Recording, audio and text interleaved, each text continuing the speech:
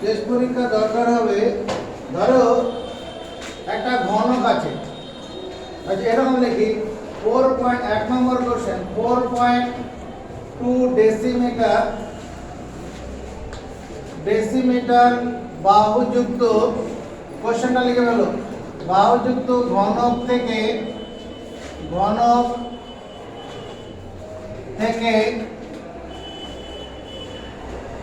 সবচেয়ে কম কাঠ নষ্ট করে মানে 6.4 ডেসিমিটার বাহুযুক্ত কাঠের ঘনক থেকে সবচেয়ে কম কাঠ নষ্ট করে যে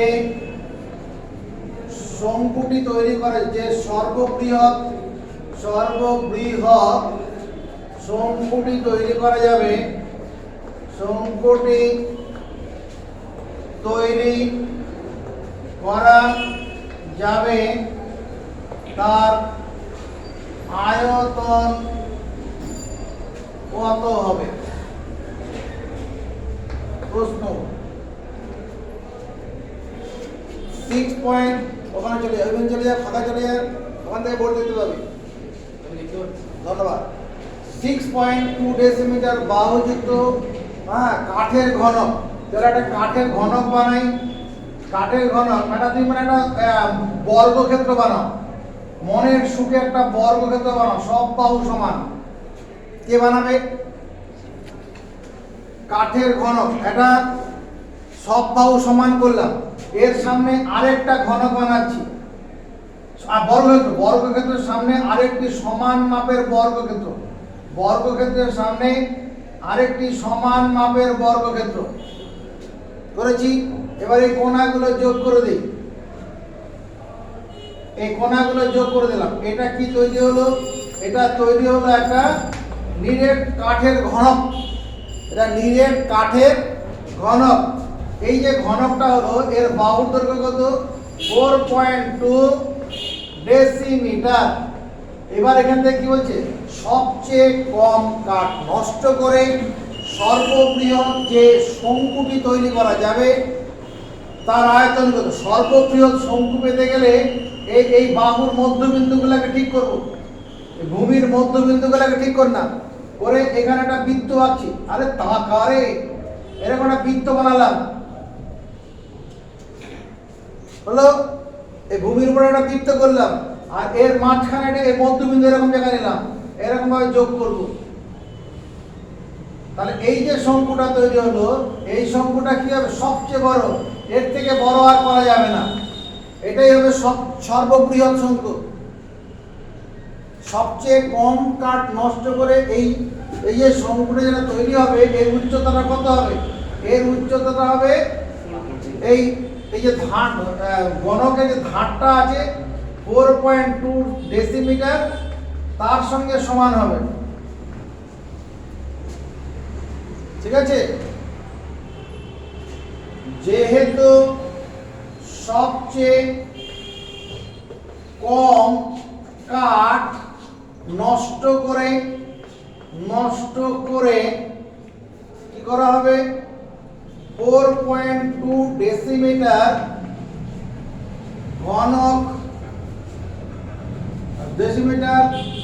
ঘনক আকৃতি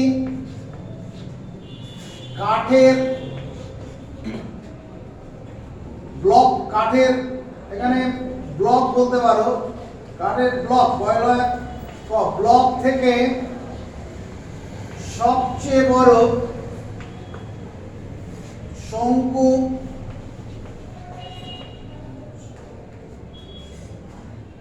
কেটে নেওয়া যাবে, কেটে নেওয়া যাবে তার ব্যাসার্ধ না, তার ব্যাস করে, তার ব্যাস কত হবে? তার ব্যাস হবে 4.2 ডেসিমিটার এবং উচ্চতা হবে কত? 4.2 ডেসিমিটার। তারিখ, মানে এটা হবে ব্যাস। এইদিকে তাকারে, এটা হবে ব্যাস, ধারের দৈর্ঘ্যটাই ব্যাস হবে। এটা করলে বলে সবচেয়ে কম কাঠ নষ্ট করে সবচেয়ে বড় মাপের শঙ্কু তৈরি করা যাবে। লেখাটা মুখস্থ করব। যেহেতু সবচেয়ে কম কাঠ নষ্ট করে 4.2 ডেসিমিটার ঘনকাকৃতি কাঠের ব্লক থেকে সবচেয়ে কাঠের ব্লক থেকে সবচেয়ে বড় হবে, সবচেয়ে বড় শঙ্কু কেটে নেওয়া যাবে। কেটে যেহেতু সবচেয়ে কম কাঠ নষ্ট করে 4.2 ডেসিমিটার ঘনকাকৃতি কাঠের ব্লক থেকে সবচেয়ে বড় শঙ্কু, সবচেয়ে কম কাঠ নষ্ট করে 4.2 ডেসিমিটার ঘনকাকৃতি কাঠের ব্লক থেকে সবচেয়ে বড় শঙ্কু কেটে নেওয়া হয়। তাই শঙ্কুর কি হবে? ব্যাস সমান 4.2 সেমি আর উচ্চতা সমান কত? 4.2 সেন্টিমিটারই হবে। দুটো একই হবে, মানে বাহুর দৈর্ঘ্য যেটা হবে এটাই ব্যাস হবে, আর উচ্চতাটা যেটা এই ঘনকের বাহু যতটা ততটাই হবে। ঠিক আছে, তাহলে ব্যাসার্ধ কত হচ্ছে? ব্যাসার্ধ সমান 42/10 গুণন 2, এত ডেসিমিটার। এটা ডেসিমিটার হবে, এখানে ডেসিমিটার, প্রশ্নটা ডেসিমিটার দিয়ে দেওয়া আছে, তাহলে ডেসিমিটার লিখতে হবে। এখানে কি করলাম? দশমিক তোলার জন্য 10, আর ব্যাস ছিল, ব্যাসার্ধ লেখার জন্য 2 দিয়ে ভাগ করেছি, এত ডেসিমিটার। আর উচ্চতাটা কত হচ্ছে? এখানে উচ্চতা এই যেটা, এটা হচ্ছে 42/10 ডেসিমিটার। অতএব নির্ণেয় শঙ্কুর আয়তন, নির্ণেয় শঙ্কুর আয়তন, শঙ্কুর আয়তন 1/3 পাই r স্কয়ার h। 1/3 পাই মানে 22/7 r স্কয়ার, আর এখানে r স্কয়ার মানে কত হচ্ছে? 42/20 ইনটু 42/20 পাই r স্কয়ার ইনটু h মানে 42/10, এত ঘন ডেসিমিটার। এখানে 4.2 ডেসিমিটার ব্যাস ছিল, দশমিক তোলার জন্য 10, আর ব্যাসটাকে ব্যাসার্ধ করার জন্য 2 দিয়ে ভাগ করেছি, কারণ ব্যাসার্ধ ব্যাসের অর্ধেক। এবার এখানে কাটাকুটি করি, 7 দিয়ে 42 কাটি, 6 7 42, 3 এর সঙ্গে 6 কাটি 2, 2 এর সঙ্গে 20 কাটি, 2 10, আরো কাটবে। এই 11 এর সঙ্গে 20 কাটি, 11 কে 22 কে 2 দিয়ে কাটলে 11, এটা 10, উপরে গুণ করি 11। আচ্ছা 11 এর সঙ্গে 42 গুণ, 11 নামটা পারি, 11 দুগুণ 22 এর 2, আরে হাতে আছে 2 বলো, 2 4 11 44, 44 আর 2 46 গুণন 42, আর নিচে 10 কবার আছে 1 2 3, তার মানে 1000, এত ঘন ডেসিমিটার। 42 এর নামটা সমস্যা তৈরি করতে হবে, যারা রিস্ক নেওয়ার দরকার নেই, এটা আলাদা গুণ করবে। 462 আর 42, 2 দুগুণ 4, হাতে কিছু আছে নেই, 6 দুগুণ 12 আর 2, হাতে 1, 4 দুগুণ 8 আর 1 9, 4 দুগুণ 8, হাতে কিছু না, 4 6 24 4 2 4 4 16 2 18, 4 0, এটা হচ্ছে 13 14 9 1 দশমিক, এখানে 19 404 ভাজিত 1000 ঘন ডেসিমিটার, তার মানে 19.404 ঘন ডেসিমিটার। করে নে,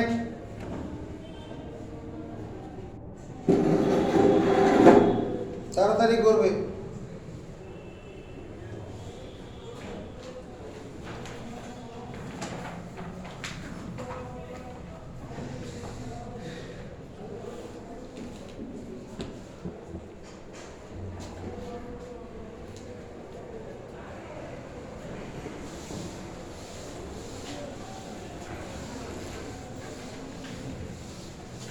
এবার একটা কাঠের গুড়ির কথা বলছি।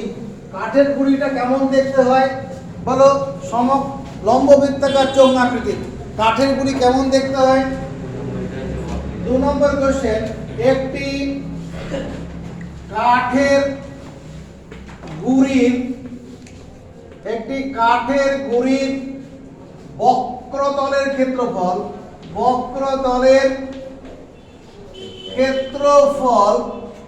264 বর্গ মিটার। একটি কাঠের গুড়ির ক্ষেত্রফল 264 বর্গ মিটার এবং কাঠের গুড়ির আয়তন 924 ঘন মিটার। তারই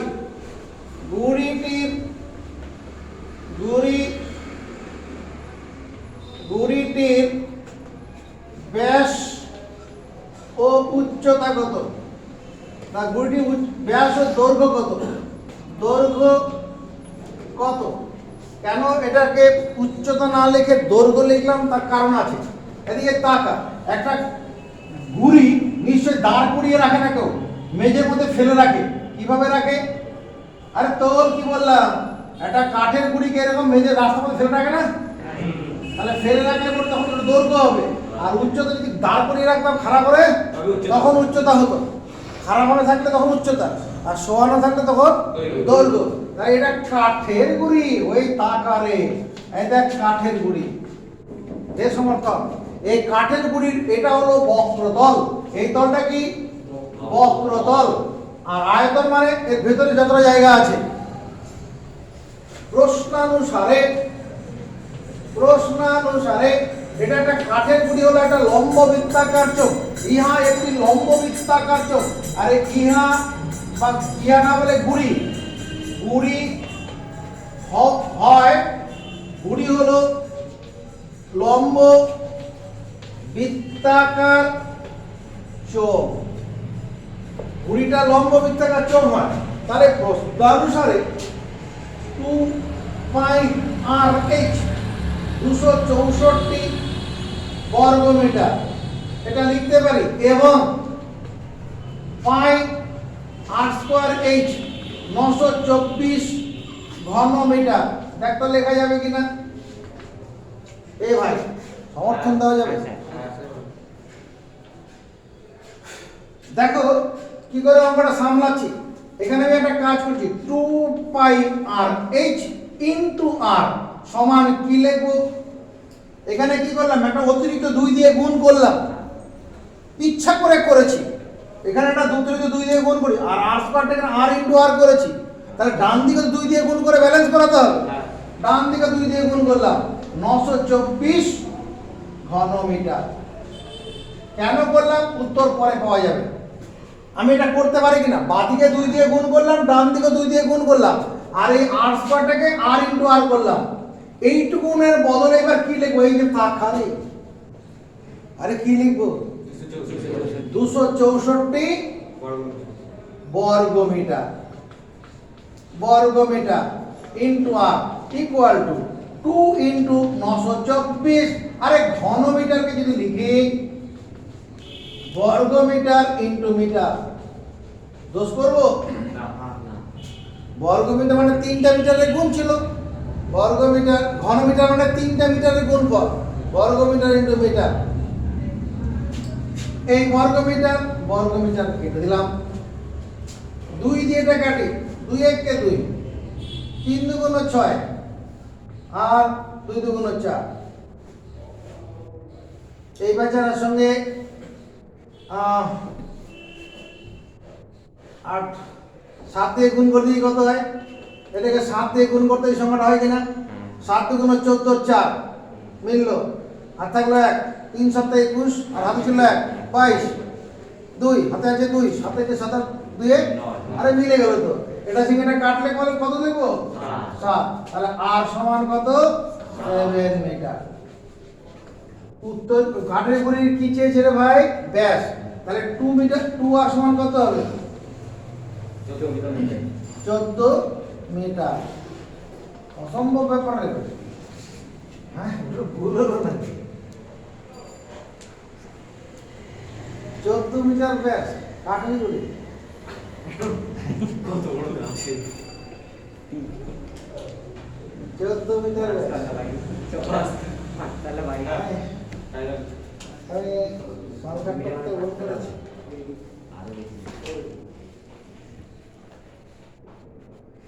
264 আছে, ঠিকই আছে। 924। হ্যাঁ ঠিক আছে, অঙ্ক করে যা বেরোবে তাই উত্তর। এখানে কোথাও ভুল পাওয়া না, অঙ্ক করেন। এখানে 2 থেকে 2 দিয়ে গুণ করলাম, করতেই পারি।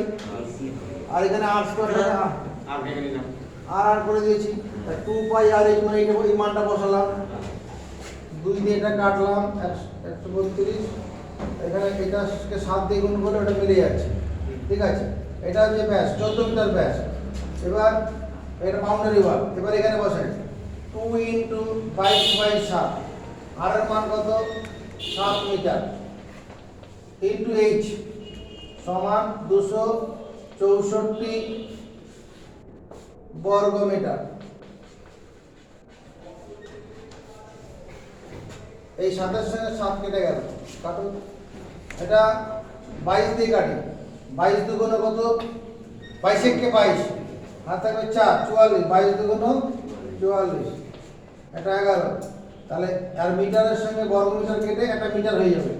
তাহলে h = 11 মিটার।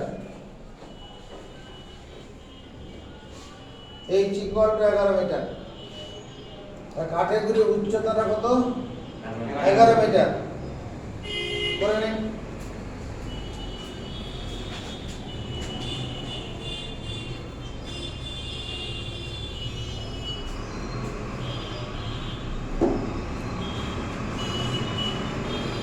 উপপাদ্য পরীক্ষায় 3টে করলে একটা কমন পাওয়া যাবে। এর মধ্যে যদি কোনো উপপাদ্য এখন করতে বলিস করে দেবো। একটা হচ্ছে অর্ধবৃত্তস্থ কোণ এক সমকোণ, একটা হচ্ছে বৃত্তস্থ চতুর্ভুজের বিপরীত কোণগুলি সম্পূরক, আর একই বৃত্তচাপের উপর অবস্থিত কেন্দ্রস্থ কোণ পরিধিস্থ কোণের দ্বিগুণ। তিনটা একটা কমন, কোনটা করে দিলে পরে উপকার হবে? আছে কোনো উত্তর? এই তিনটা উপাদ্যের মধ্যে কোন উপাদ্যটা করে দিলে তোদের উপকার হবে? অর্ধবৃত্তস্থ কোণ এক সমকোণ। হ্যাঁ, প্রয়োগের জন্য সাজেশন পাওয়া যাবে না, নিজেরা করবি, তৈরি করবি। এখন এখানে আর সময় কোথায়? মানে কোন চ্যাপ্টার থেকে পড়বো, মানে ইম্পর্টেন্ট গুলো, হ্যাঁ ইম্পর্টেন্ট গুলো স্যার বলে দিলে ভালো হবে। এখন এই বুঝতে ইম্পর্টেন্ট একটা দুটো বললে তো হবে না, এখন এটা করি আগে। ঠিক আছে, প্রমাণ করো একই বৃত্তচাপের উপর অবস্থিত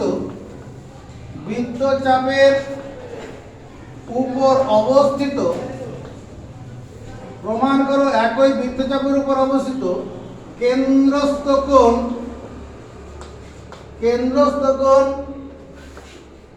পরিধিস্থ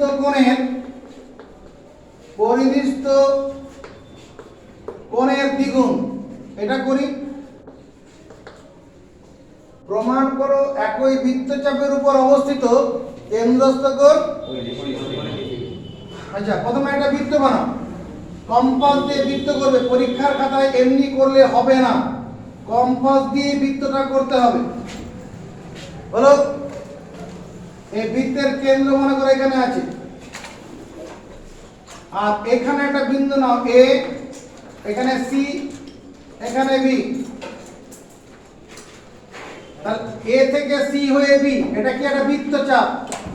এ থেকে সি হয়ে বি, এটা কি বৃত্তের কোন চাপ? বৃত্তের কেন্দ্রে যে কোণ তৈরি করে তাকে কি বলে? কেন্দ্রস্থ কোণ। তাহলে এই কোণটার নাম কি বলবো? কোণ এ ও বি। এই কোণটার নাম কি বলবো? কেন্দ্রস্থ কোণ। আর এই যে নিচে যে চাপটা হলো তার উল্টো দিকের চাপটাকে অনুবন্ধী চাপ বলে। এখানে একটা বিন্দু নিয়ে নিচ্ছি, মনে করো এটাকে ডি বিন্দু নিলাম, এই এ ডি বি যোগ করব। এই কোণটা কিরকম কোণ হবে? পরিধিস্থ কোণ। কোন বৃত্তচাপ কেন্দ্রে যে কোণ করে তাকে কেন্দ্রস্থ কোণ আর ওই বৃত্তচাপটা তার অনুবন্ধী বৃত্তচাপের উপর যে কোণ তৈরি করে তাকে পরিধিস্থ কোণ বলে। তাহলে এই কল্পনা লিখছে এরকম ভাবে, কল্পনা ধরি ও কেন্দ্রীয় বৃত্তের এসিবি বৃত্তচাপের উপর অবস্থিত, এসিবি বৃত্তচাপের উপর অবস্থিত ধরি ও কেন্দ্রীয় বৃত্তের এসিবি বৃত্তচাপের উপর অবস্থিত কোণ এ ও বি হলো কেন্দ্রস্থ কোণ এবং কোণ এডিবি হলো পরিধিস্থ কোণ বা বৃত্তস্থ কোণ বলা হয় এটাকে, বৃত্তস্থ কোণ। তোমার কোশ্চেনে যেমন থাকবে সেরকম লিখে দেবে। বৃত্তস্থ ভাষাটা থাকলে বৃত্তস্থ লিখবে, পরিধিস্থ থাকলে পরিধিস্থ লিখবে। প্রামাণ্য বিষয় কি আমাকে প্রমাণ করতে হবে যে, কি বলছে, প্রমাণ করো একই বৃত্তচাপের উপর অবস্থিত কেন্দ্রস্থ কোণ পরিধিস্থ কোণের দ্বিগুণ। আমাকে প্রমাণ করতে হবে যে কোণ এ ও বি, দেখো এ ও বি কোণটা কেমন কোণ, কেন্দ্রস্থ, কেন্দ্রে ধারণ করে আছে। বৃত্তের কোন চাপ তার কেন্দ্রে যে কোণ ধারণ করে তাকে বলে কেন্দ্রস্থ কোণ, সমান 2 গুণন বৃত্তস্থ পরিধিস্থ কোণের দ্বিগুণ, 2 গুণন পরিধিস্থ কোণ কোনটা, এডিবি, এডিবি বা 2, তাহলে কেন্দ্রস্থ কোণ 2 গুণন, এটা প্রমাণ করতে হবে। এই উপপাদ্য কোন একটা উপপাদ্য প্রমাণ করার জন্য কিছু অতিরিক্ত আঁকতে হয়, সেটাকে অঙ্কন হিসাবে লিখতে হয়, তাই তো? তাহলে অঙ্কন দন্তন্য অঙ্কন কি করছি, ডি কমা ও যুক্ত করে, ই পর্যন্ত বর্ধিত করি, ই পর্যন্ত বর্ধিত করি, ডি এর সঙ্গে ও যোগ করব, যোগ করে ই পর্যন্ত বাড়াবো, ডি কমা ও যুক্ত করে ই পর্যন্ত বর্ধিত করি। হয়েছে? এবার প্রমাণ আমরা ক্লাস 8 পড়ে এসেছি কি, একটি ত্রিভুজের দুটি বাহু সমান হলে সমান বাহুর বিপরীত কোণ সমান। মনে পড়ছে? একটি ত্রিভুজের দুটি বাহু সমান হলে সমান বাহুর বিপরীত কোণ। আরো পড়েছি ত্রিভুজের কোনো একটি বাহুকে বর্ধিত করলে উৎপন্ন বহিস্থ কোণ বিপরীত অন্তস্থ কোণদ্বয়ের সমষ্টির সমান। বলেছি না? ত্রিভুজের কোনো একটি বাহুকে বর্ধিত করলে বহিস্থ কোণ বিপরীত অন্তস্থ কোণদ্বয়ের সমষ্টি সমান। তাকাও, ত্রিভুজ এ ও ডি, আগে বুঝে নে ভালো করে। ত্রিভুজ এ ও ডি এর আমি বললাম ও এ বাহু সমান ও ডি বাহু, সমর্থন পাবো না? ও এ বাহু মানে কি, ও এ আর এখানে ও ডি, এ ও ডি ত্রিভুজের মধ্যে কোণটা থাকলো, এই দুটো বাহু সমান কেন? কারণ ও কেন্দ্রীয় বৃত্তের দুটি ব্যাসার্ধ, ও কেন্দ্রীয় বৃত্তের দুটি ব্যাসার্ধ। একটি বৃত্তের যতগুলো ব্যাসার্ধ হবে সবই পরস্পর সমান হবে, একটি বৃত্তের যতগুলো ব্যাসার্ধ হবে পরস্পর সমান হবে। আর ত্রিভুজের দুটি বাহু সমান হলে সমান বাহুর বিপরীত কোণ সমান।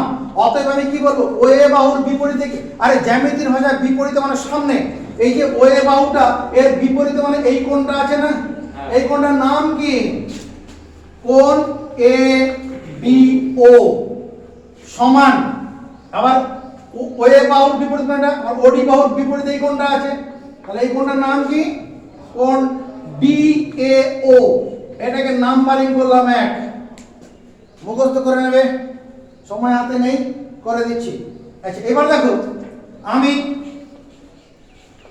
আমি ত্রিভুজ এ ও ডি এর ডি ও বাহুটি, দেখো তো কি করেছি, ডি ও বাহুটি ই পর্যন্ত বর্ধিত করেছি কিনা, ই পর্যন্ত বর্ধিত করেছি, তাই না? ত্রিভুজ এওডি এর ডিও বাহুটি ই পর্যন্ত বর্ধিত করেছি। ত্রিভুজের কোন একটি বাহুকে বর্ধিত করলে যে কোণটি উৎপন্ন হয় তার নাম কি? বলো বহিস্থ কোণ। তাহলে এই কোণটার নাম কি? তাহলে কোণ এ ও ই, এই বহিস্থ কোণটা সমান আমি কি লিখবো? বিপরীত অন্তস্থ কোণের সমষ্টি। তাহলে এই বহিস্থ কোণ সাপেক্ষে বিপরীত অন্তস্থ কোণ বলতে এই এ কোণটা আর এই ডি কোণটা হবে। এই এ কোণটা আর এই ডি কোণটা, এই বাঁদিকের অংশটা, তাই তো? তাহলে আমি এখানে লিখতে পারি না কোণ এ বি ও প্লাস কোণ ডি এ ও, পারি? এবারে দেখো কোণ এ ও ই সমান কোণ এ ডি ও, এটাকে ঠিক রাখলাম, প্রথম অংশটা ঠিক রাখলাম, পরে ডি এ ওটাকে যদি কোণ এ ডি ও লিখি ভুল করব না। কেন ভুল করব না? এই যে ডি এ ও মানে এডিও, এক নং এর সাহায্যে, এক নং এর সাহায্যে, এক নম্বরে সেটা করে রাখা আছে। ওই x প্লাস x মানে কত? তাহলে কোণ এডিও প্লাস এডিও মানে কত? তাহলে কোণ এ ও ই সমান 2 গুণন কোণ এ ডি ও। তাহলে এটা কি বেরোলো? কোণ এ ও ই সমান 2 গুণন কোণ এ ডি ও। কি করে পেলাম? ত্রিভুজ এ ও ডি এর ডিও বাহুটিকে ই পর্যন্ত বর্ধিত ধরে, তাই তো? এবার দেখো অনুরূপে মানে, অনুরূপে মানে একই রকম ভাবে এই যে অংশটা জেরক্স করবে, খাতায় জেরক্স করবে, যেরকম ভাবে করছি আগে বুঝে নাও কি জেরক্স করতে হবে। অনুরূপে মানে একই রকম ভাবে ত্রিভুজ বি ও ডি এর ডি ও বাহুটি, ডি ও বাহুটি ই পর্যন্ত বর্ধিত ধরে পাবো। অনুরূপে ত্রিভুজ বিওডি, এই ডান দিকের ত্রিভুজটার কথা বলছি, এই ডান দিকের ত্রিভুজের ডিও বাহুটাকে ই পর্যন্ত বর্ধিত ধরে পাবো। এই বাঁ দিকের ত্রিভুজটা বর্ধিত ধরে কি পেয়েছি? কোণ এ ও ই, এ ও ই, তাহলে ওদিকের ক্ষেত্রে বি ও ই হবে। একই রকম ঘটনা যদি হয়, এই যে এ ও ই এর নিচে বি ও ই লিখবো, এ ও ই এর নিচে বি ও ই সমান ডান দিকে 2 এডিও, এ ডি ও 2, তাহলে এদিকে কি হবে? নিশ্চয়ই কোণ বি ডি ও হবে, হবে কি না? একই যদি ঘটনা হয় ওটাই হবে, কোণ 2 ইনটু কোণ বি ডি ও, দুটোকে যদি যোগ করি, এইটাই জেরক্স করতে বললাম কি? সমান চিহ্ন বরাবর সমান চিহ্ন, আর কোণ এ ও ই বরাবর বি ও ই, সমান চিহ্ন বরাবর সমান চিহ্ন, 2 বরাবর 2 আছে, তাতে কি যোগ করতে সুবিধা হবে। যোগ করো, বাদিক বাদিক জল তেল মেশে রে ভাই, বলে মেশে না, তাহলে একসঙ্গে দিলে পরে আলাদা আলাদা থাকে।